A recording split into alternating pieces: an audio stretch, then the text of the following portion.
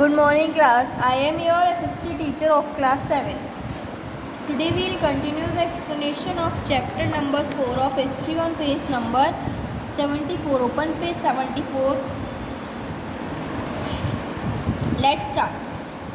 औरंगज़ेब, हमने शाहजहाँ तक पढ़ लिया था. Now today we will start from Aurangzeb. तो when शाहजहाँ became ill, जब शाहजहाँ बीमार पड़ गए थे 1657 में, तो उनके 4 बेटे थे. अब वो चारों कंफ्यूज थे कि किसको दिया जाए, उनका जो थ्रोन है, उनका जो राष्ट्र है, वो किसको दिया जाए. तो जो तीसरे बेटे थे औरंगज़ेब को, वो सबसे पहले आए और उन्होंने सोचा कि अब इसी को दिया जाता है. इन अ बिटर सिविल वार, बहुत ही बुरे तरीके से सिविल वार हुआ एक, जिसमें कि उनके एल्डर ब्रदर पकड़े गए, who was his most serious rival, जो कि कौन थे, औरंगज़ेब के दुश्मन बन गए. जो औरंगज़ेब के भाई थे सबसे बड़े, वही उनके दुश्मन बन गए. देयर आफ्टर, फिर इसके बाद क्या हुआ, औरंगज़ेब अरेस्ट हो गए.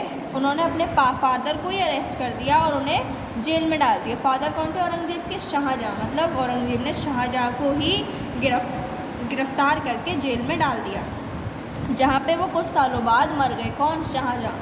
आफ्टर शाहजहाँ डेथ, जब शाहजहाँ मर गए, a mirror was found in his room, उनके रूम में एक मिरर मिला. Angles, so that he could look out at the reflection of the Taj Mahal.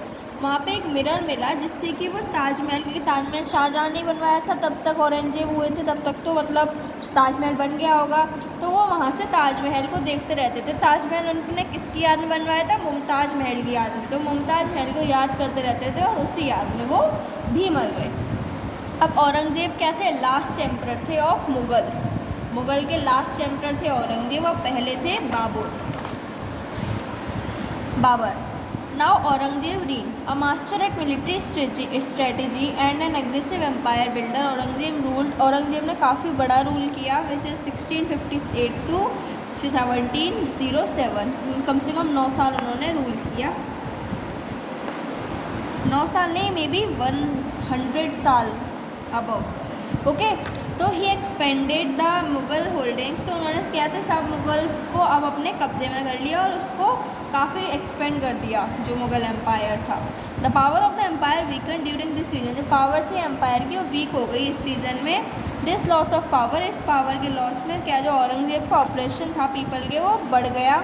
He rigidly enforce Islamic laws. उन्होंने फिर से जल्दी से इस्लामिक लॉज एनफोर्स किए. और आउटलॉइंग, मतलब जो लोग अलग से ड्रिंकिंग, गैम्बलिंग और अदर कुछ एक्टिविटीज़ कर रहे थे, उन्हें बुलाया. He appointed censors. उन्होंने सेंसर्स अपॉइंट किए पुलिस के, सब्जेक्ट्स के, और morals and make sure that they pray at the appointed times.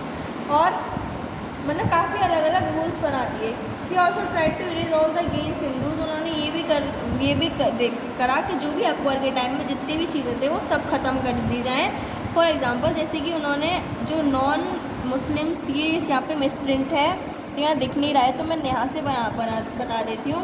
तो उन्होंने बैन किया क्या, कंस्ट्रक्शन ऑफ टेम्पल. मतलब जो हिंदू के जितने भी कंस्ट्रक्शंस थे, उन्होंने क्या कर दिया, सब बैन कर दिए. कोई मोन्यूमेंट नहीं होगा, सब डिस्ट्रॉय हो जाएगा. Not surprising this and. ज़्यादा अचंभित वाली बात नहीं थी ये. इससे क्या हुआ, जो हिंदूज थे वो गुस्से में आ गए ना. Mughal relations with other rulers. अब मुगल्स के क्या क्या रिलेशंस थे, अलग रूलर्स थे. तो ये भी लाइन मिसप्रिंट है, तो यहाँ से बता देते. Campaign constantly against rulers who refuse to expand their authority. आपने देखा होगा कि जो मुग़ल रूलर्स थे, उन्होंने जो भी उनके अगेंस्ट थे रूलर्स, उनको उनकी अथॉरिटी को रिफ्यूज़ कर, मतलब उन्हें हरा के अपने ऊपर ले लिया. मतलब जैसे कि now the Mughals became powerful. अब मुगल्स क्या थे, पावरफुल बन गए थे. मैनी अदर रूलर्स, कुछ अलग रूलर्स थे जो कि जिन्होंने ज्वाइन किया इस पॉलिटी को. जैसे राजपूत क्या है, गुड एग्जांपल है इसके. मैनी ऑफ, जैसे राजपूत रूलर्स थे, काफ़ी उन्होंने मुग़ल फैमिलीज में अपनी बेटियों की शादी कर दी and receive high position of it.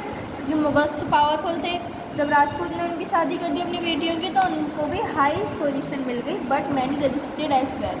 लेकिन कुछ लोग खराब भी हो गए.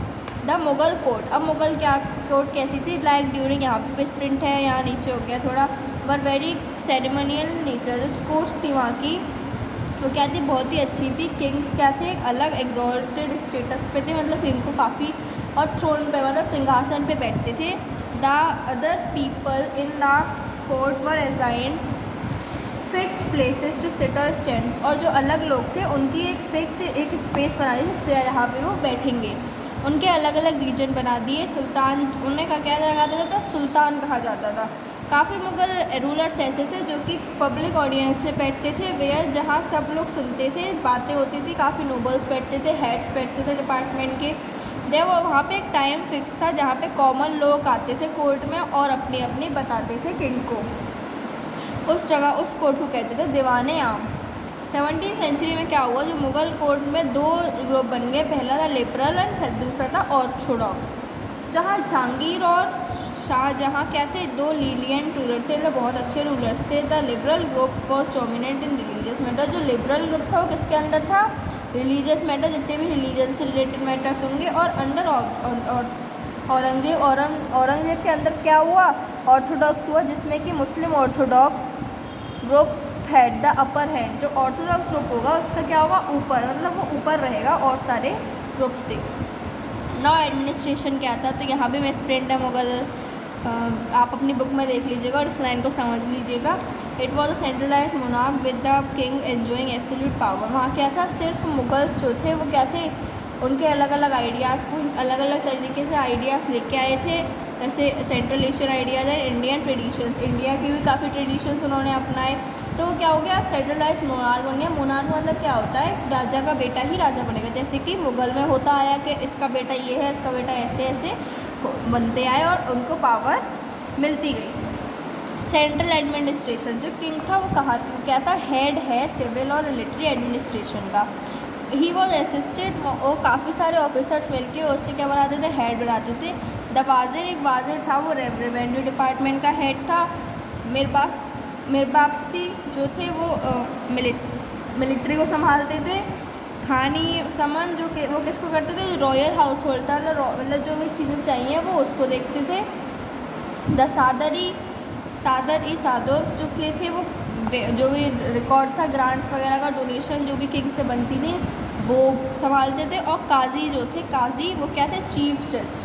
मुस्लिम्स में क्या होता है, काजी होते हैं ना। एग्रीकल्चर क्या था, वहाँ की जो लैंड थी वो क्या है, मेन सोर्स थी रेवेन्यू की, मतलब जो लोग वहाँ पे फार्मर्स वगैरह थे उनसे ही वो रेवेन्यू टैक्स लेते थे ना। मनी जो भी ऑब्टेंड होती थी उन लैंड से वो किसके लिए लाती थी, बड़ी बड़ी आर्मीज़ के लिए सैलरीज पे होती थी ऑफिसर्स को, उन्हीं से। और जो किंग लाइफ जीता था वो भी उन्हीं से ही जीता था। जो जागीरदार से, नोबल्स थे, सब जितने भी रूलर्स थे उन्होंने क्या किया, जो प्रोडक्टिविटी थी, जो एग्जिस्टिंग लैंड, क्योंकि लैंड तो उतनी है जितनी है बट उसमें प्रोडक्टिविटी ज़्यादा करती, उन्होंने जो पीजेंट्स को एनकरेज भी किया कि जिससे कम लैंड में ज़्यादा से ज़्यादा कल्टीवेशन हो सके, ज़्यादा हम लैंड कल्टीवेशन कर सकें। जो लोन्स वगैरह दिए गए पीजेंट्स को जिससे कि वो अच्छे बेटर सीड्स खरीद सकें, एग्रीकल्चरल इम्प्लीमेंट सब कुछ कर सकें।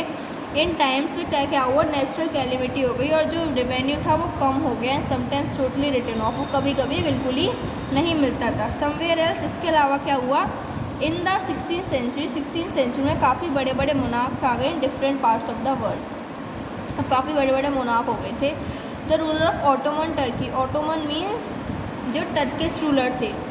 सुल्तान सुलेमान एक्सपेंडेड स्टेट, अब उन्होंने क्या किया, अपनी जो स्टेट थी उसे बड़ा कर लिया यूरोप में। सीजिंग हंगरी, हंगरी क्या है, जगह के नेम है, कंट्री का नेम है। बिसीगनिंग ऑस्ट्रिया, उस इन जो सुल्तान सुलेमान थे उन्होंने सब कुछ हड़प लिया। हिज आर्मी ऑल्सो कैप्चर, उन्होंने बगदाद को हड़प लिया, इराक़ को हड़प लिया, इवन मोरक्को को भी उन्होंने अपने कब्ज़े में कर लिया। जो सुल्तान सुलेमान थे उन्होंने फिर से अपने ऑटोमन नेवी खड़ी करी। उन्होंने पोर्टुगीज़ को चैलेंज किया in Arabian sea and Spain over the eastern Mediterranean. The monarch pass large number of regulations, जो मोनार्क थे उन्होंने काफ़ी नंबर ऑफ रेगुलेशंस अभी रूल्स बना दिए। दिस इज़ कॉल्ड क्वेनन, therefore it was given the title, उसीलिए उनका टाइटल दे दिया गया अल क्वेनूनी, मीन्स द लॉ गिवर, जो भी लॉ बनाता है। दी जो रेगुलेशंस थी इनका क्या मतलब था, जिससे कि जो एडमिनिस्ट्रेटिव प्रोसीड्योर्स हैं वो बढ़ जाएँ एंड टू प्रोटेक्ट जो भी फोर्स लेबर और टैक्सेस हैं उन्हें भी प्रोटेक्ट कर दिया जाए। तो जो रीज़न था सुलेमान का कानूनी was remembered as a period of ideal governance, उसे पीरियड किसका कौन सा पीरियड कहते थे, आइडियल गवर्नमेंट, जहाँ पे सब लोग मिलते हैं when the public order decline in the Ottoman domains in the 17th century. ऐसे क्या हुआ, जो पब्लिक ऑर्डर था वो ख़त्म हो गया ऑटोमन डोमेन्स का, कब, 17th सेंचुरीज़ में। तो ये था चैप्टर का एक्सप्लेनेशन, ये आपका वाप अप है, ये इसमें एक्सरसाइज हो नहीं रही हैं, इसके आंसर्स आपको अपने वीकली होमवर्क में मिल जाएंगे और क्वेश्चन आंसर्स आपको अपनी कॉपी में करने हैं, बुक से आपको बुक में करनी है। Thank you class and have a nice day, good bye.